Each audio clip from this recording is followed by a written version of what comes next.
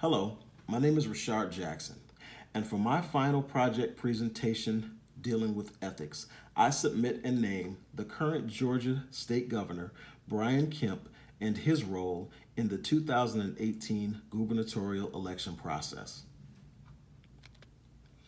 During the process that would take place November 6th, 2018, Kemp would be Republican candidate running against Democratic opponent Stacey Abrams in an election that promised to be a very spirited one.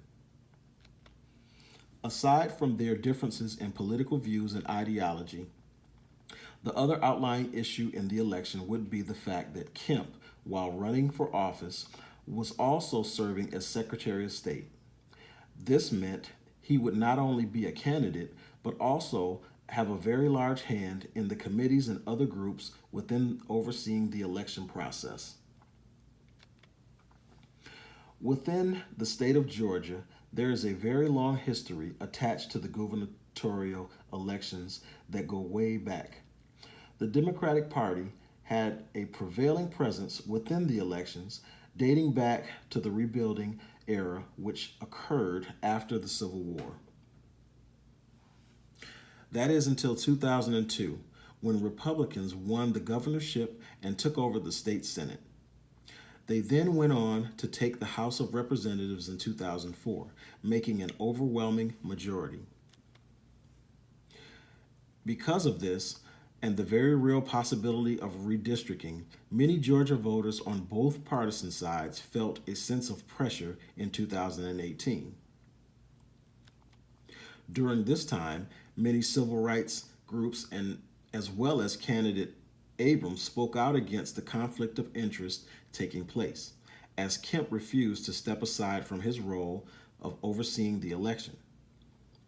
Many voting practices were viewed as unethical, as they were viewed as targeting certain voting areas and demographics, which could, in theory, help candidate Kemp's efforts while hurting candidate Abrams. After a very long and contentious election cycle, many voter rights groups, including the ACLU and Fair Fight Action Network, challenged the election and its results.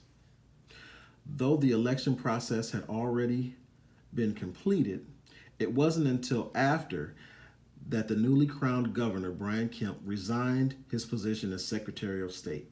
He did, however, go on to approve more legislation in the spirit of redistricting within the state of Georgia. This fueled a lawsuit filed by the Fair Fight Action Network. The basis for the lawsuit was gross mismanagement of an election.